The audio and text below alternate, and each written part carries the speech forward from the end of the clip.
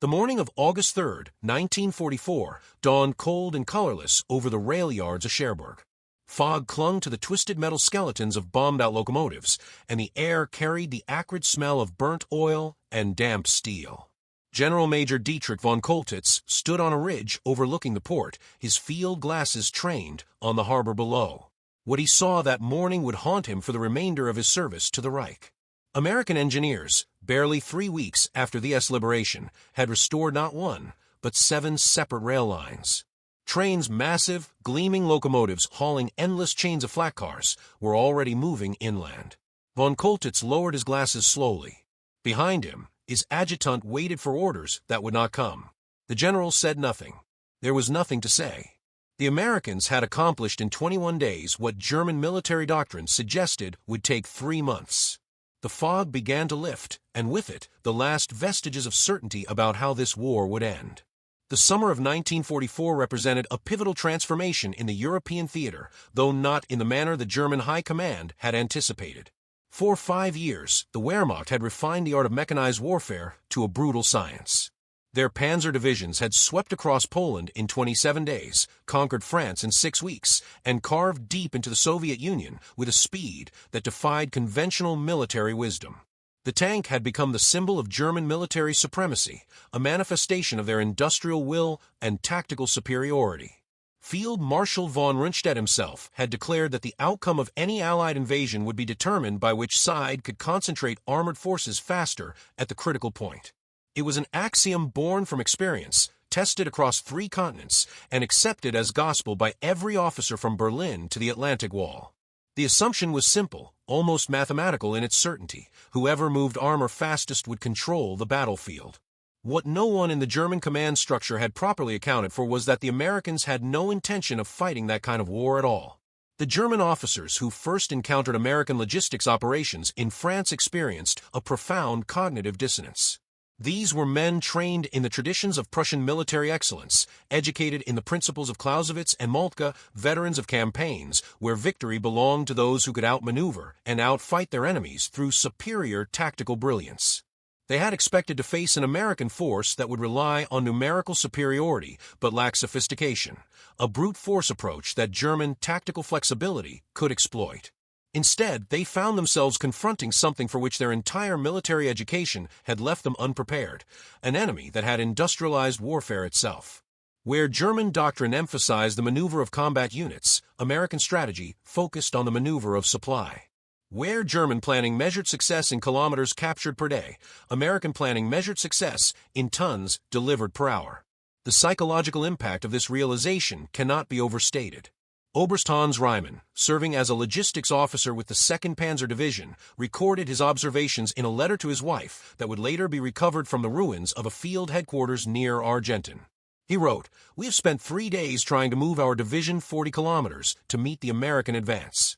Fuel is short, the roads are cratered, and the enemy aircraft make movement in daylight suicidal. Yesterday, I watched through field glasses as an American freight train, not a military convoy but a simple train, passed along a parallel route carrying what must have been an entire regiment of troops and their equipment. It moved at perhaps 50 kilometers per hour, steady as a metronome, utterly indifferent to the chaos around it. While we crawl through the darkness like thieves, they ride in daylight like tourists. I do not know how to explain this to the men. I am not certain I understand it myself." The transformation of American logistics from a theoretical capability into an operational reality had begun months before the first soldiers stepped onto Omaha Beach.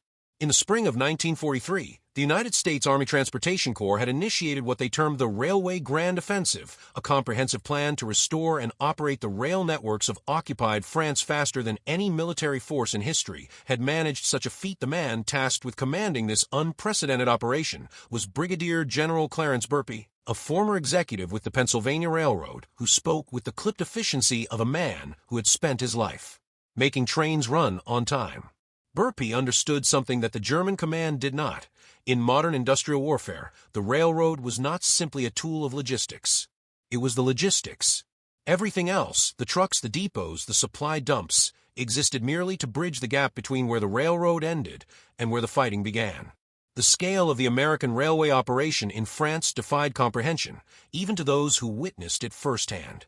By September 1944, American railway troops were operating over 2,400 kilometers of restored track across France, Belgium, and Luxembourg.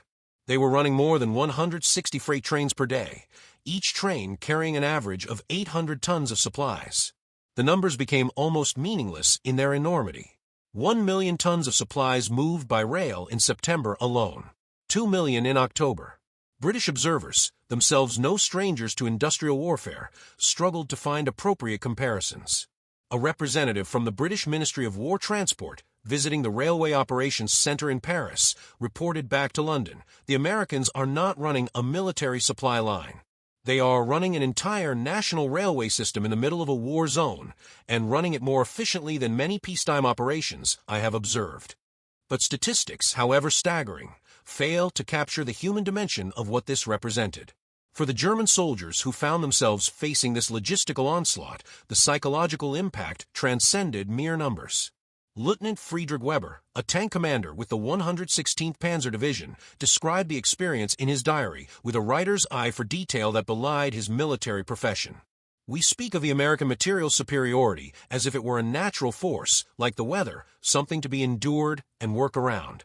But this is not mere superiority. This is something qualitatively different. Last week, our company received 30 shells for our tanks. 30 shells for 12 tanks. We celebrated, because the week before we had received none. Meanwhile, I watch American trains pass in the distance, heading east, and I know, we all know, that each of those trains carries more ammunition than our entire division will see in a month. It is not that they have more than us. It is that they have eliminated the very concept of scarcity. They have made abundance itself into a weapon, and it may be the most devastating weapon of all. The symbolic weight of the railroad in the minds of German commanders grew with each passing week.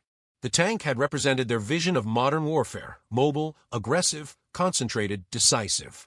The American train represented something altogether different, patient, systematic, inexorable, infinite. Where German logistics struggled to support rapid armored thrusts deep into enemy territory, American logistics simply established new realities. They did not race to the front. They brought the front forward with them, rail line by rail line, supply dump by supply dump, until the very definition of the front became fluid and impossible to grasp. German tactical doctrine had no answer for this approach because it was not, strictly speaking, a tactical problem. It was an industrial one, and Germany was on the wrong side of an industrial equation that grew more imbalanced with every passing day. The speed with which American railway troops restored destroyed infrastructure became legendary, though legend often failed to capture the full truth. Near the city of Reims, German engineers had demolished a critical railway bridge with professional thoroughness, explosives planted at structural weak points, spans dropped into the river, approaches cratered. The demolition had followed textbook procedure, and the German district commander reported that the bridge would require a minimum of 6 weeks to restore, likely longer. American engineers arrived on the morning of August 28, 1944. They had the first temporary span operational by the afternoon of August 30th. Trains were crossing, carefully, at reduced speed, but crossing, within 51 hours of the engineers' arrival. When German reconnaissance aircraft photographed the restored bridge 4 days later, staff officers in the 7th Army headquarters initially refused to believe the photographs were current. Surely, they reasoned, these must be old images from before the demolition. A second reconnaissance flight confirmed what seemed impossible. The Americans had not simply repaired the bridge. They had improved it. The tools of this transformation were as significant as the transformation itself. American railway construction troops arrived in France equipped with prefabricated bridge components manufactured in factories in Pennsylvania and Ohio, designed for rapid assembly in field conditions. They carried portable pile drivers, pneumatic tools, and welding equipment that could operate from truck-mounted generators.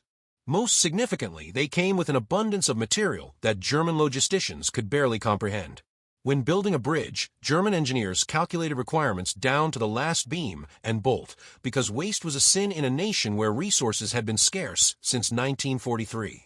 American engineers ordered twice what they thought they needed, built what worked, and discarded what didn't, because abundance had become their default operating principle. To German observers, this appeared almost criminally wasteful. To the American engineers, It was simply the most efficient way to work when efficiency was measured in trains running per day rather than resources conserved. The contrast in military philosophy manifested most clearly in how each side approached the concept of supply. German armored divisions, particularly in the war's later years, operated on the principle of calculated risk. Fuel trucks would accompany attacking units, and when those trucks ran dry, the attack would halt until additional supplies could be brought forward. This created a rhythm of advance and consolidation, surge and pause, that commanders learned to work within. American divisions, by contrast, operated on the principle of continuous supply. They did not wait for supplies to arrive. Supplies arrived continuously, in such quantities that units rarely needed to think about logistics at all. An American infantry division consumed approximately 650 tons of supplies per day: food, fuel, ammunition, medical supplies, spare parts, clothing, mail, and 1,000 other necessities of modern war. The American logistical system delivered those 650 tons every day, as reliably as sunrise, regardless of weather, terrain, or enemy action. For German commanders accustomed to treating logistics as a constant constraint on operations, this represented a revolution in military possibilities. Nowhere was this contrast more visible than in the autumn advance across France. As Allied forces pushed eastward from the Normandy breakout, German military intelligence tracked their movement with growing alarm. The speed of the American advance confused analysts who expected logistical constraints to slow the offensive as supply lines lengthened. Instead, the advance accelerated. The reason became clear when reconnaissance reports detailed what was happening behind the advancing armies. The Americans were not extending their supply lines. They were moving them forward. Every major rail junction captured was operational within days. Every stretch of track restored added to the network. The American logistics system did not trail behind the fighting front at a fixed distance. It collapsed distance itself, compressing the space between factory and foxhole until the distinction barely mattered. Hauptmann Klaus Dietrich, an intelligence officer attached to Army Group G headquarters, compiled a report in November 1940 that circulated among senior commanders with the cautionary label "for strategic planning only." The report's conclusions were stark. The American advantage in material is well documented and understood. What we have failed to adequately appreciate is that their material advantage is compounded by a logistical advantage of an order of magnitude greater than we had estimated. Our current models assume that an advancing American army will outrun its supplies within 200 to 300 kilometers of its railhead, at which point motor transport inefficiencies will slow further advance. These models are incorrect.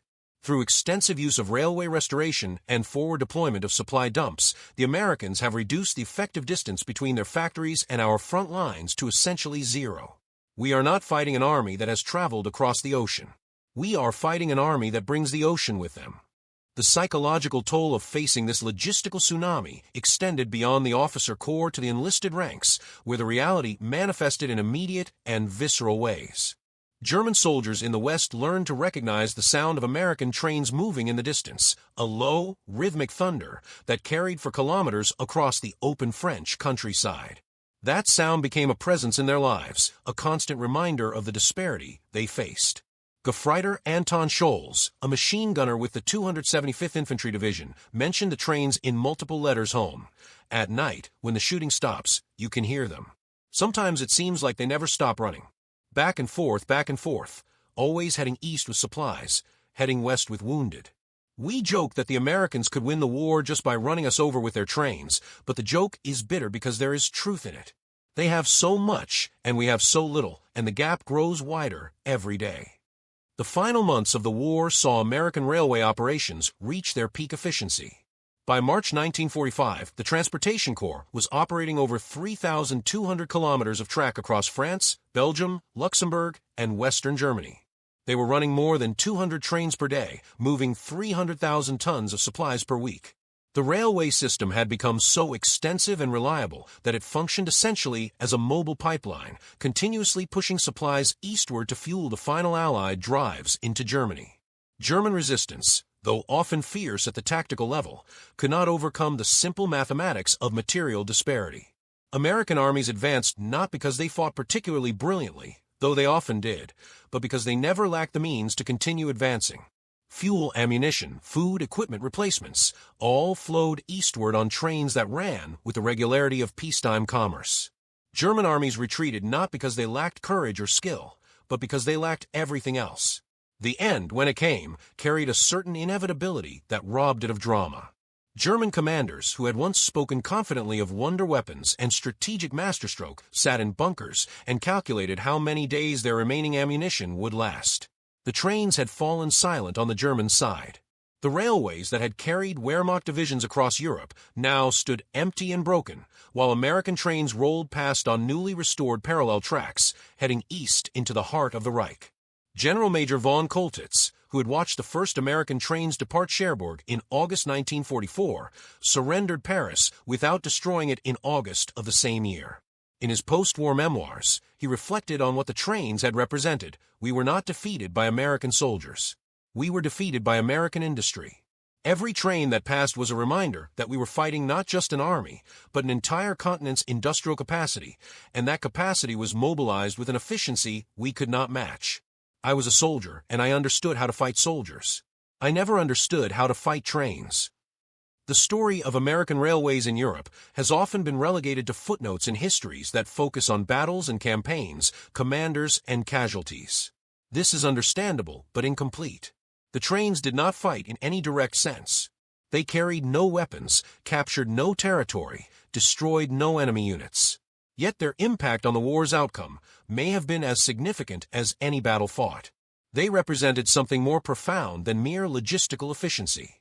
They embodied a certain vision of how modern nations could project power, not through individual heroism or tactical brilliance, though those had their place, but through systematic application of industrial capacity organized with ruthless efficiency.